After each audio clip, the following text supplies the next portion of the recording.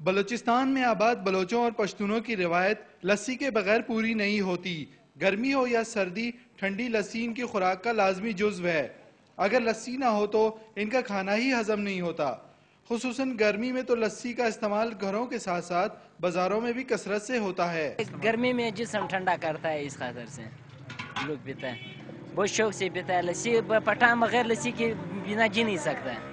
لسی ترخان میں نہیں پڑا ہوتا ہے، ہم لوگ کھانا نہیں کھاتا ہے بالکل۔ لسی سے جہاں ٹھنڈک کا احساس ہوتا ہے، وہیں گرمیوں میں لوگ دوپہر میں کچھ دیر آرام کرنے کے لیے بھی لسی کا استعمال کرتے ہیں۔